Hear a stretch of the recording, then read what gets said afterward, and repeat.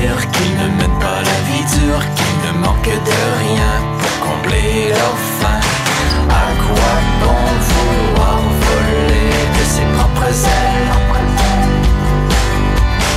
Où pourraient-ils aller alors que dehors c'est l'hiver nucléaire?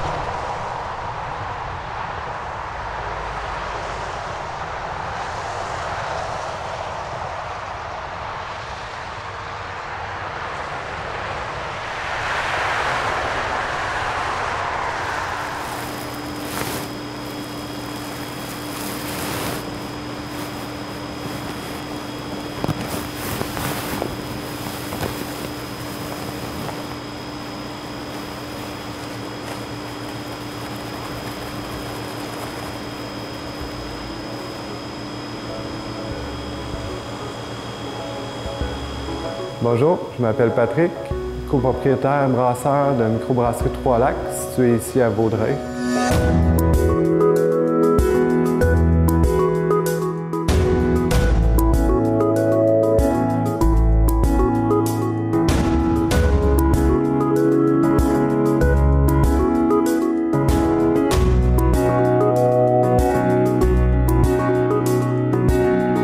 J'ai commencé ma passion dans le coin de 2010 pour la bière.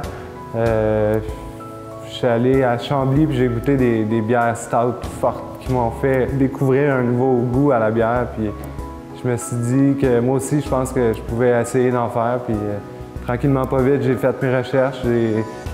J'ai monté ça d'une année à l'autre en faisant des tonnes de lectures sur le sujet, en allant chercher mon expérience aussi un peu partout dans le milieu. Puis tranquillement, pas vite, j'ai marché vers les pas qui nous mènent ici à la microbrasserie Trois-Lacs.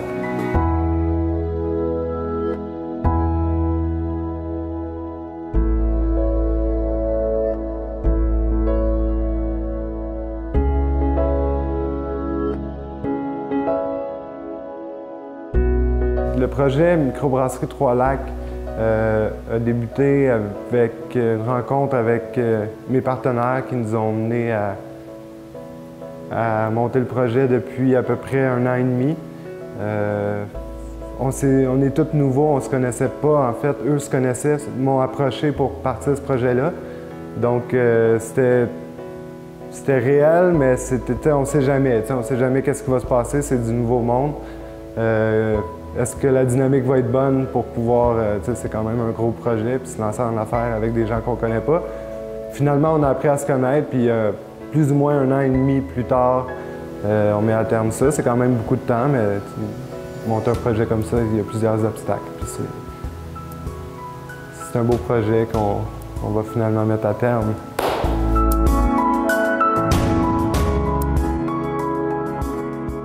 Je vais faire l'empâtage. Aujourd'hui, je brasse un stout. Qu'est-ce qui change d'une bière blonde à une bière noire?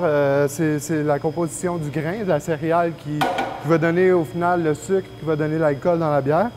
Un stout, ça va avoir du grain qui a été torréfié. C'est de l'âge pareil comme la base de la bière blonde ou whatever, mais ça a juste été torréfié, donc grillé pour apporter des notes de café, toast ou peu importe comment ça a été fait aussi. Mais c'est vraiment ça qui va donner la couleur à un stout versus une bière blonde.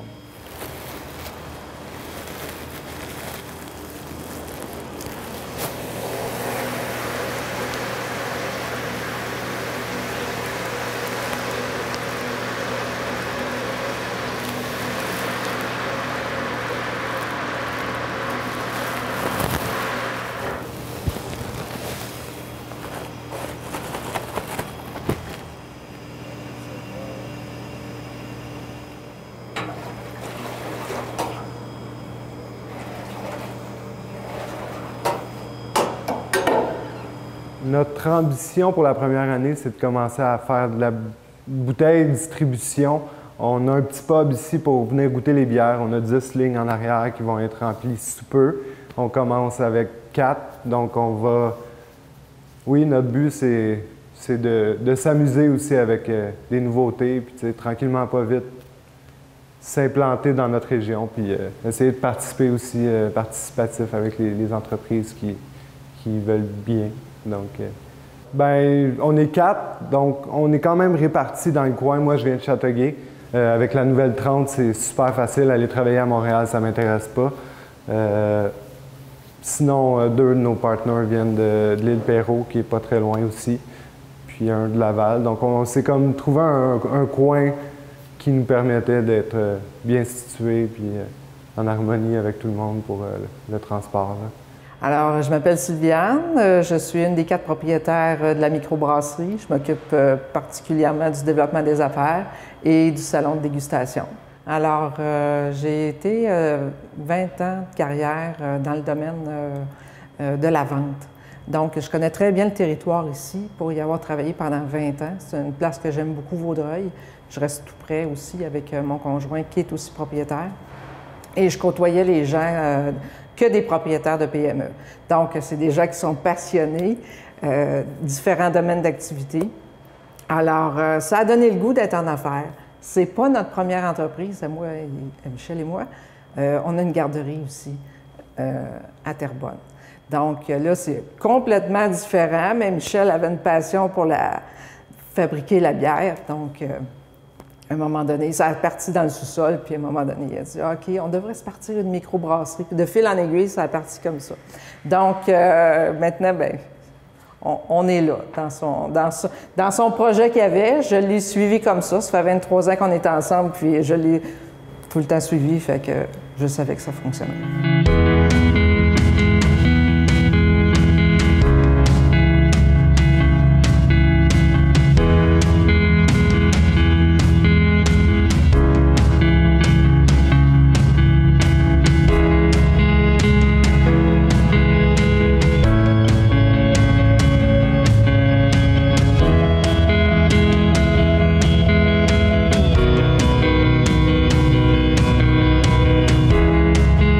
On est ici dans la salle de concassage du grain.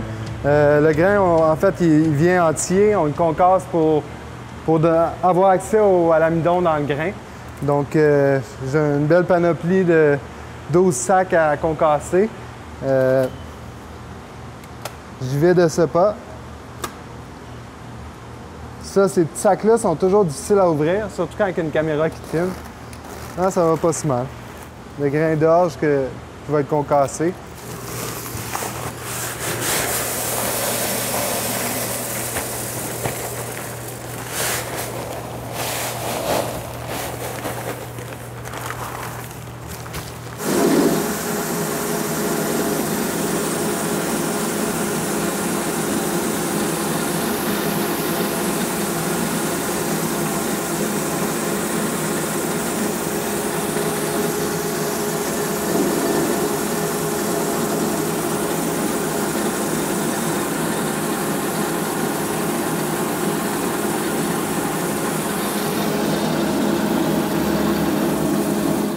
C'est assez fin. On l'a eu comme ça. On va probablement faire des ajustements. Mais tu sais, on a quand même une bonne écorce, là. On a des bons taux d'efficacité.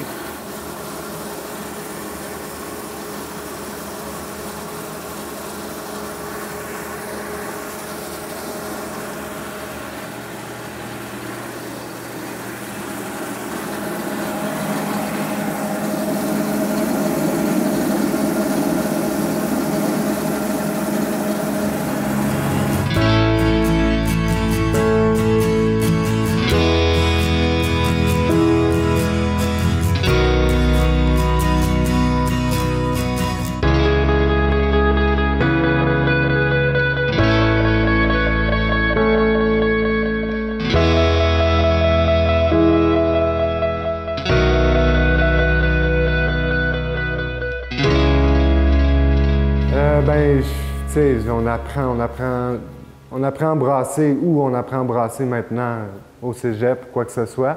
J'ai appris dans les livres. J'ai lu beaucoup de livres. En fait, j'ai développé mon anglais.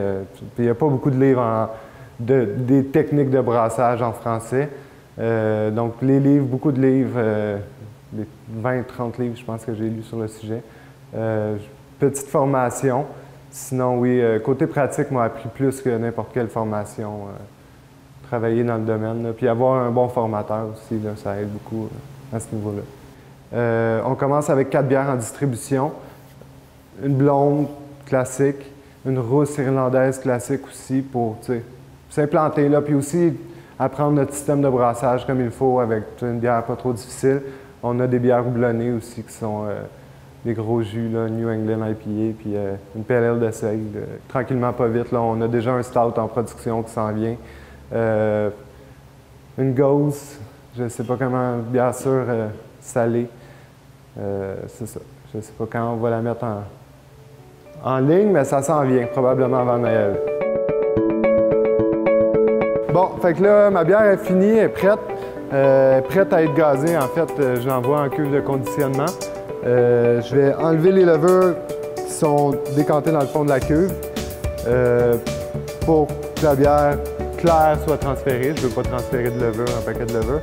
Donc, c'est ça, je vais purger la levure pour après pressuriser la cuve puis tout mon circuit pour pouvoir faire un transfert anaérobique pour pas entraîner la contamination par l'oxygène. Donc, j'y vais.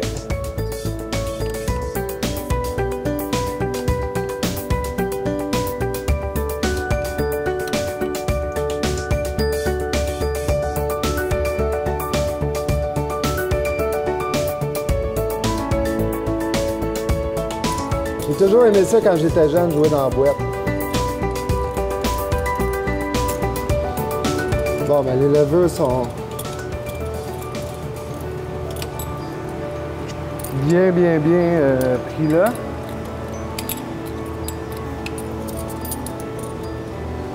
On va lui donner un petit peu d'amour.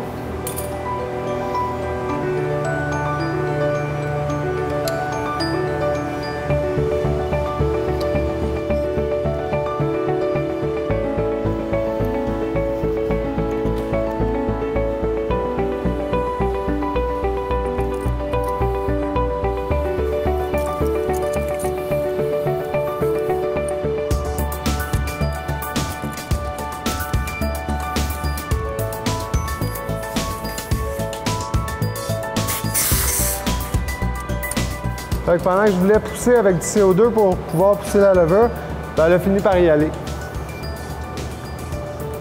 Fait que je jette la levure jusqu'à temps que le liquide clair sorte.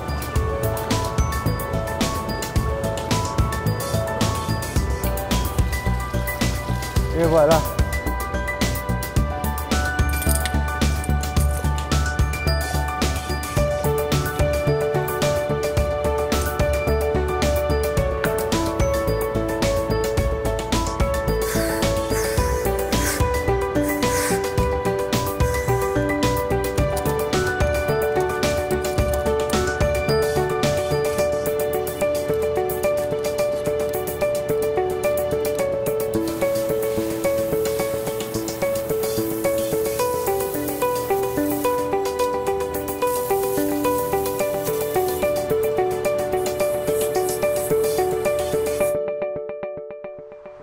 En fait, Vaudreuil, c'est vrai qu'il n'y a pas de microbrasserie à Vaudreuil. Là, il y en a une. On avait évalué avec un plan d'affaires et tout ça. Il y en a quelques-unes autour, un petit peu plus loin. Et puis, de toute façon, les gens qui découvrent les microbrasseries en cherchent toujours de plus en plus. Et puis, c'est une tendance qui va toujours aller de l'avant. Ça régressera pas. Ça fait qu'on a confiance. Puis c'est un coin stratégique. Il y a l'autoroute 30, la 20, l'autoroute 40. Et Vaudreuil grossit toujours, prend toujours de l'expansion. Donc, on a une belle clientèle qui ont soif. On aimerait beaucoup aussi participer assurément avec les entreprises du coin pour pouvoir utiliser leurs ingrédients. Si On n'a pas eu de demande encore, mais on a quand même une houblonnière biologique d'Ontario qui nous a approchés. Donc, c'est sûr qu'on va faire un partenariat. C'est à même pas 30 km d'ici, je pense. Donc, oui, assurément, on est ouvert à toute demande. On est encore nouveau, on vient de s'implanter. Tranquillement, on va assurément accepter un paquet de demandes qui nous est fait, là, c'est sûr. Juste le fait de mettre l'enseigne, on est sur l'autoroute 40, ça a créé un engouement sur les réseaux sociaux. On a un site Internet, on va aussi, peut-être les journaux papier, aussi les magazines qui concernent les entrepreneurs également, je vais développer ce côté-là. Faire des dégustations aussi dans des endroits, des épiceries, c'est assez favorable pour la visibilité. Et aussi, c'est sûr qu'avec les médias sociaux, chaque fois qu'on va sortir une nouvelle bière, ça va être sur notre site, sur différents médias sociaux, et ça va créer l'engouement. Donc, je vais être assez active là-dessus pour la visibilité de l'entreprise. Oui. En fait, on vise des passionnés de bière, donc on ne vise pas de jeunes, de plus âgés ou de... Non, non, on vise des gens qui aiment la bière, ils vont venir déguster, ils vont découvrir d'autres saveurs. Donc, on va servir que notre bière et les gens vont pouvoir, par contre, apporter, commander s'ils veulent faire livrer quelque chose ici. On va avoir des menus à leur disposition pour justement encourager les restaurants de la place à venir ici pour livrer pour notre clientèle. Donc, on veut que le monde soit confortable, il va y avoir de la musique, une belle ambiance. S'il y en a qui veulent regarder des matchs de hockey, on aura ce qu'il faut aussi pour ça. Et puis, mais c'est vraiment des passionnés de bière qu'on va aller chercher.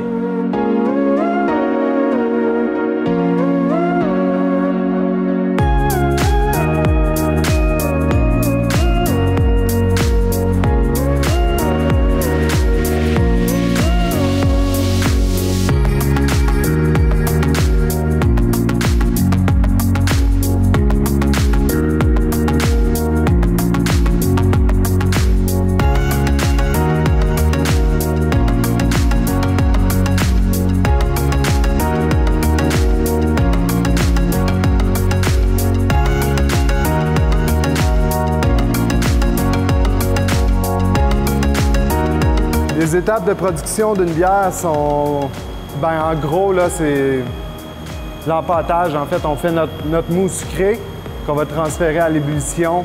On va faire bouillir, ajouter les aromates, épices, houblon, ou qu'est-ce qui va donner peut-être la personnalité à la bière. Ça prend plus ou moins à peu près 2 semaines avant de pouvoir consommer la bière à partir du moment que je commence le procédé. Tout dépendant de la levure, il y a des levures plus fortes que d'autres qui mangent plus les sucres. C'est tout le temps une question de quantité de levure aussi. Donc c'est ça. Aujourd'hui, je brasse un stout. D'ici 2 semaines, ça va être en fût au bar ici. Fait que juste à temps pour les fêtes.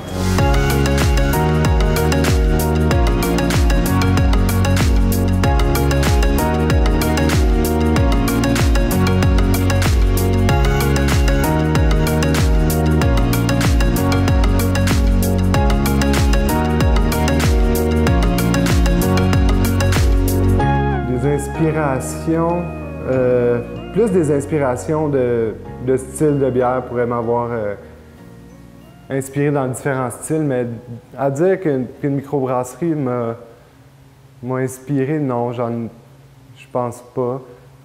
Chaque brasserie, en fait, a un style de bière qui est intéressant, puis on se dit, ah, ce serait le fun d'essayer de faire mieux.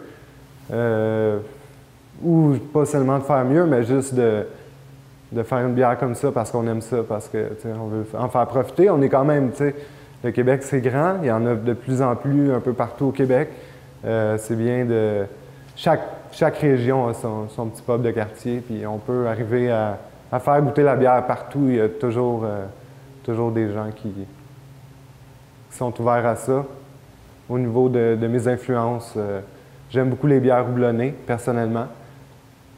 Mais on est 4, on est en fait 4, on est 3 brasseurs amateurs. je brasse de la bière sur du gros gear, mais tu sais, on a tout commencé sur notre petit chaudron, là, puis c'est ça.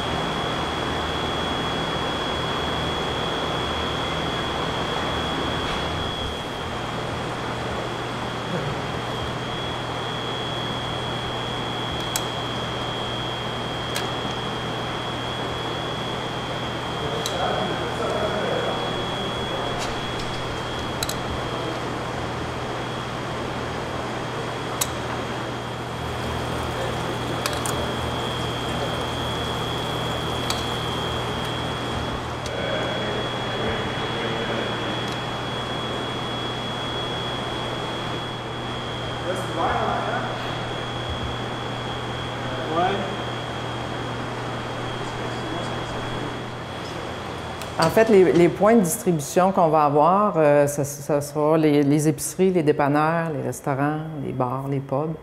Et puis là, on a une belle base qui se prépare dans la région de Vaudreuil-Soulanges. Et puis un petit peu sur l'île de Montréal, Valleyfield, jusqu'à Armstrong. Donc, c'est une belle base, mais évidemment, on va prendre de l'expansion.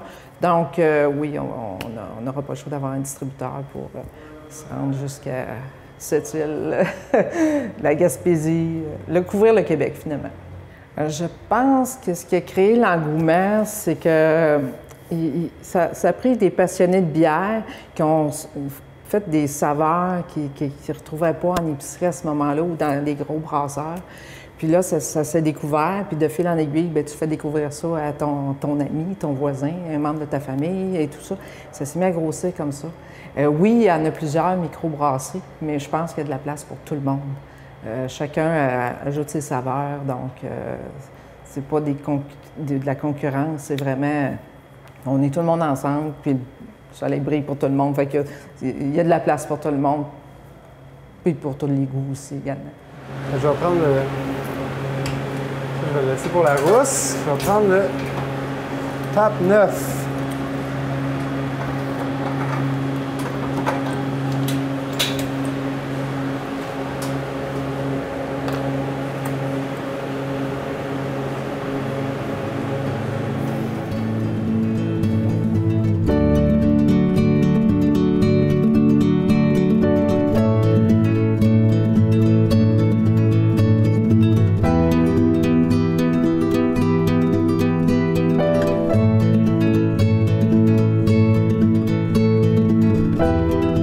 Notre parcours d'un an et demi a commencé sur une mauvaise piste, sur un mauvais local, où on a mis des énergies, début de montage de plan, puis négociation de bail, puis finalement, pour se faire dire quelques mois plus tard que ça ne serait pas le bon local, puis ça n'a pas fonctionné avec le vendeur. Donc on s'est retourné, on a essayé de chercher rapidement un bon endroit pour s'implanter.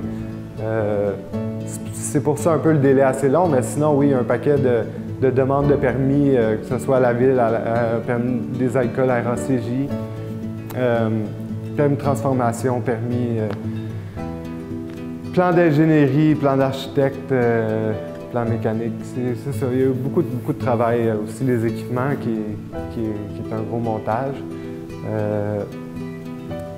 Oui, beaucoup de travail. Bien, les Trois-Lacs, c'est typique à Vaudreuil-Dorion. En fait, Vaudreuil est implanté autour des Trois-Lacs, qui est Saint-Louis, Saint-François puis Lac des Deux-Montagnes. Donc, c'est ça. Notre logo fait un peu aussi référence à quand tu passes à 40, moi je vois tout le temps les deux montagnes dans le fond. C'est un classique. Là. Je pense que c'est une image qui me vient en tête quand je pense à mon logo.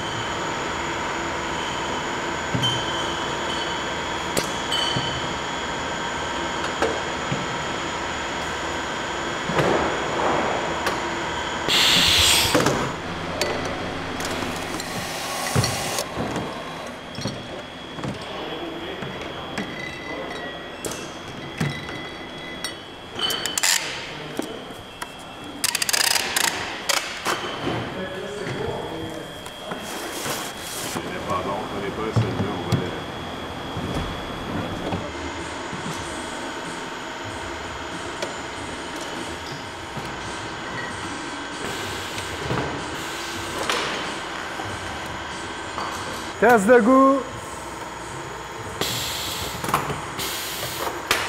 Le bout de plate de la job. Ah ben oui, on s'en va dans le marché chinois. On a un partenaire qui est chinois puis il dit on lance ça en Chine, ça va être winner. Fait que c'est pas dans les plans à court terme, c'est ça. Fait que c'est ça, si on peut avoir une place à Shanghai qui ont notre bière, là, on va être super contents.